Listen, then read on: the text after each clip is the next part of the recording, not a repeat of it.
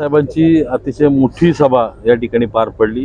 लोक एकदम पूर्ण ताकदीनिशी या ठिकाणी निवडणुकीला सामोरे जात आहेत।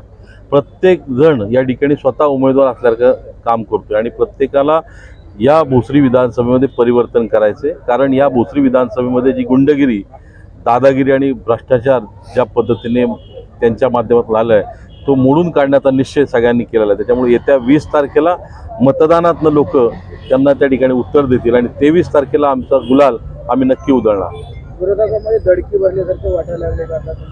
हा त्यांना त्यांचा पराभव दिसू लागलेला आहे, त्यांच्या पायाखालची वाळू सरकली आहे। त्याच्यामुळं आता ते दडकी तर नक्कीच भरलेली त्यांना आणि त्याच्यामुळं हे जे काही केलं, त्यांनी जी काही चुकीची कामं केलेली आहेत त्याच्यामुळे हे घडतंय। चांगलं काम केलं असतं असं घडलं नसतं। चुकीची कामं केली, वाईट कामं केल्यामुळं लोक आता अशा पद्धतीने त्याचं प्रत्युत्तर देत आहेत।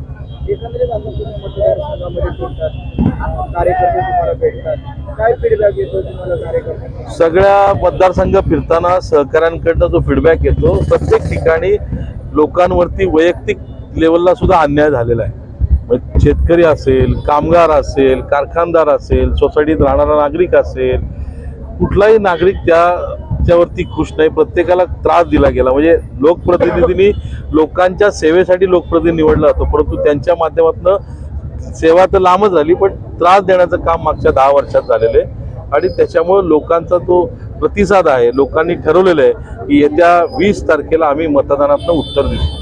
काल सभेमध्ये सुरुवाताई उभारण्याने सांगितलं की समोरच्या विरोधक जास्त पैशाचा पाऊस पाडतात।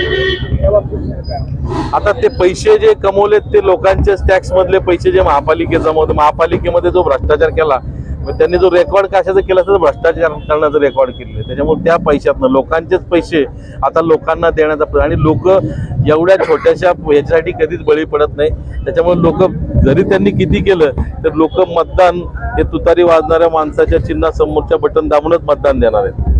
त्यावेळेस त्यांनी एक नारा दिलेला आहे, तो खूप गाजतोय, 7/12 वाजवा आणि तुतारी वाजवा। 7/12 वाचवा आणि तुतारी वाजवा हा जो नारा आहे, हा संपूर्ण जो परिसर आहे, चरोली, दुडुळगाव, मोशी, चिखली, तळावडे ह्या परिसरामध्ये पूर्वी ही लोक सगळे शेती करायचे।